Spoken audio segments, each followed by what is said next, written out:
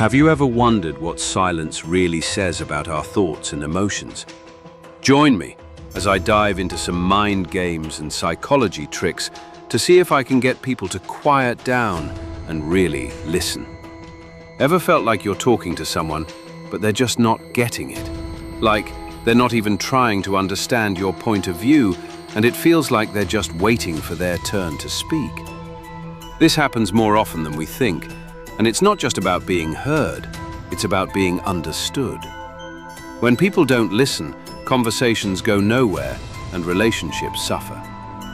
The thing is, we've all been there, in a conversation that just feels like a battle to be heard. It can be frustrating, but also revealing. When people shut down or refuse to listen, it's often a sign of deeper issues, like feeling unheard, misunderstood, or not valued. This can lead to missed opportunities, strained relationships, and a whole lot of stress. But here's the thing, sometimes people shut down because they feel overwhelmed or defensive. Other times, it's because they're just not interested. Whatever the reason, it's essential to recognize that you can't force someone to listen or engage. However, you can use certain psychological techniques to encourage more active participation. So, what can we do to break through this barrier and get people to really listen? For starters, we need to understand that people are more likely to engage when they feel seen and heard. This means actively listening to them, asking open-ended questions, and showing genuine interest in their thoughts and feelings. One powerful technique is to use reflective listening, where you paraphrase and summarize what the other person has said. This shows that you're actively listening and helps to clarify their thoughts and feelings. Another technique is to ask questions that encourage people to think critically and share their insights.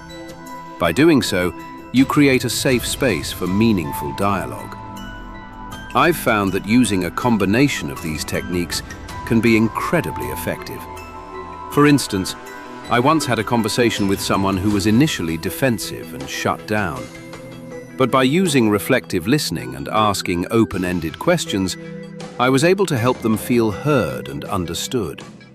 It was amazing to see how it completely flipped the script and turned the conversation around.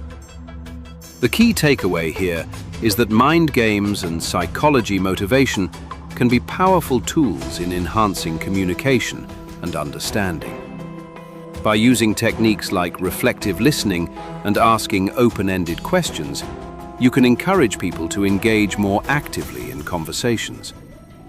If you've had any experiences with mind games or psychology motivation, I'd love to hear about them in the comments below. Also, be sure to check out my other video on psychological strategies to improve your relationships and communication skills.